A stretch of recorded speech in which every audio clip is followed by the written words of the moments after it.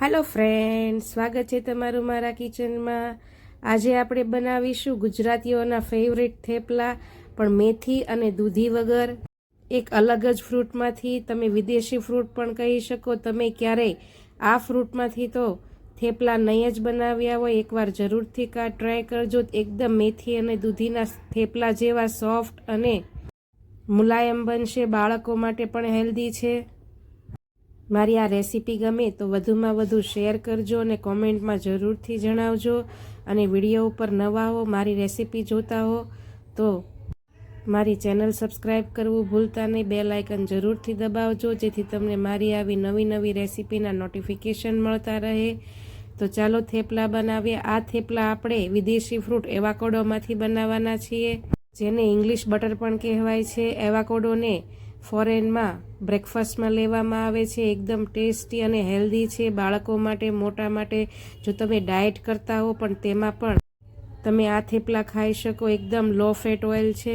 એવાકોડોને વચ્ચેથી કટ કરી તેમાંથી તેનો મોટો જે બીજ આવે છે તે કાઢી લઈશું અને ચમચીથી આવી રીતે અંદરથી એવાકોડાના ભાગને કાઢીને તેના નાના પીસીસ કરી લઈશું આપણે, જેથી તેને મેશ કરવામાં આસાની રહે।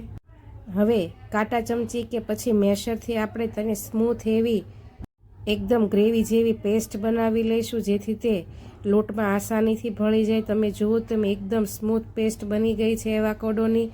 જો ખરાબ ભાગ બ્લેક હોય તો કાઢી લેવો ને મેં અગાઉ એવાકોડો ટોસ્ટના વિડીયોમાં જેમ બતાવ્યું હતું તેમ એકદમ બ્રાઉન કલરના એવાકોડો લેવા, જેથી તે એકદમ સરળતાથી મેશ થઈ જાય।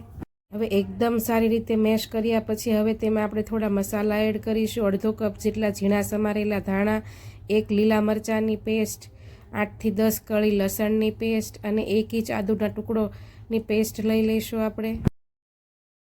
હવે 1 કપ જેટલો રોટલીનો રેગ્યુલર લોટ જે આપણે ઘઉંનો વાપરીએ છીએ તે લઈશું। તેની સામે 1/4 કપ જેટલો આપણે બેસન એટલે કે જે તૈયાર ચણાનો લોટ આવે છે તે લઈ લઈશું। 2 ચમચી મોટી તલની લઈ લઈશું। તલથી ટેસ્ટ સરસ આવે છે અને થેપલા સરળતાથી પચી જાય તે માટે અડધી ચમચી જેટલા અજમાને આપણે હાથથી મસળીને એડ કરીશું। 1 ચમચી મરી પાવડર એડ કરીશું આપણે, અડધી ચમચી જેટલું આખું જીરું, 2 ચપટી જેટલી હિંગ એડ કરીશું,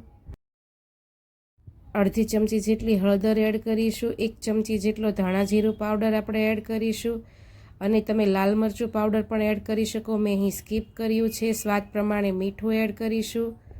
મેં અહીં લાલ મરચું પાવડરની જગ્યાએ રેડ ચીલી ફ્લેક્સ 1 ચમચી લીધા છે અને 1 ચમચી જેટલા મિક્સ હબ લીધા છે। તમે ઓરેગાનો પણ લઈ શકો। 1.5 ચમચી જેટલું તેલ એડ કરીશું।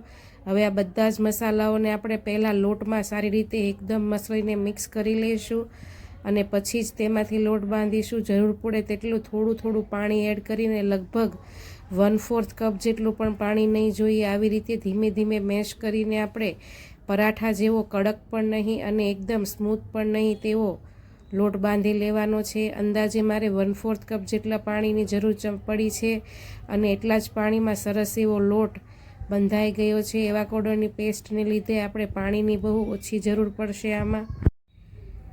એકદમ સારી રીતે લોટ બંધાઈ જાય પછી હવે તેને આપણે થોડી વાર માટે રેસ્ટ આપી દઈશું। માત્ર 5 થી 7 મિનિટનો જ રેસ્ટ આપવાનો છે, વધારે નહીં।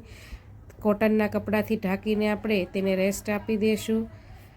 5 થી 7 મિનિટ પછી આપણે લોટને ખોલીને જોશું। લોટ એકદમ સરસ એવો સેટ થઈ ગયો છે અને હવે તેને 2 મિનિટ માટે હાથથી મસળીને એકદમ સ્મૂથ એવો લોટ બનાવી લઈશું અને તેમાંથી રોટલીના માપના નાના લુવા લઈ લઈશું।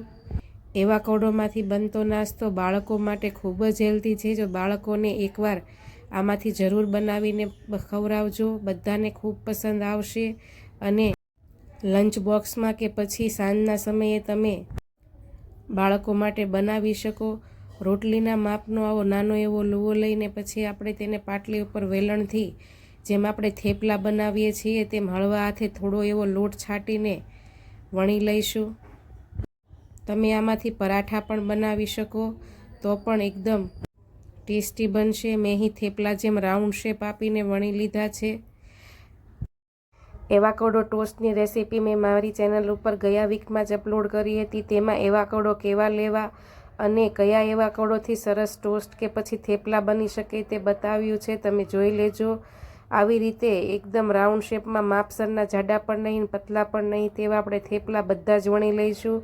પછી મીડિયમ ગેસની ફ્લેમ ઉપર લોખંડની તવી કે પછી નોનસ્ટિકની લોઢી ગરમ થાય એટલે બંને બાજુ પહેલાં આપણે થોડા થોડા શેકી લઈશું. હાથથી આવી રીતે દબાવીને એકદમ સરસ એવા રોસ્ટ થઈ જાય પછી 1 ચમચી જેટલું તેલ કે ઘી મૂકીશું. મેં અહીં ઘી લીધું છે. તમે બટર, તેલ કે પછી ઓલિવ ઓઇલ પણ લઈ શકો. જો ડાયટમાં લેતા હો તો તમે જે ઘી કે પછી ઓલિવ ઓઇલ ખાતા હોય તે લઈ શકો. બંને બાજુ આવી રીતે થોડું થોડું ઘી મૂકીને મેં એકદમ ક્રિસ્પી એવા થેપલા ફ્રાય કરી લીધા છે.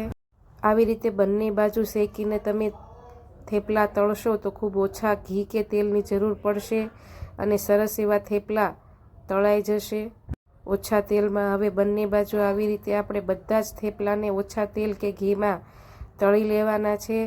તમે જુઓ તેમ એકદમ સોફ્ટ અને જોતાં ખબર પણ નહીં પડે શેના થેપલા છે, દૂધીના કે પછી મેથીના થેપલા જ લાગશે. સ્વાદમાં પણ બાળકોને ખ્યાલ નહીં આવે શેમાંથી બન્યા છે. એકદમ મુલાયમ ને પોચા રૂ જેવા બનીને તૈયાર થઈ જશે. તેને તમે ગ્રીન ચટણી સોસ સાથે બાળકોને બ્રેકફાસ્ટ, લંચ કે પછી સાંજના નાસ્તામાં પણ બનાવીને આપી શકો. વિડીયો ગમી હોય તો કોમેન્ટમાં જરૂરથી બતાવજો અને ચેનલ ઉપર નવા હો તો ચેનલને સબસ્ક્રાઈબ કરી લેજો. તો ચાલો આવી હેલ્ધી રેસીપી સાથે કાલે ફરી મળીશું. આવજો. જય શ્રી કૃષ્ણ.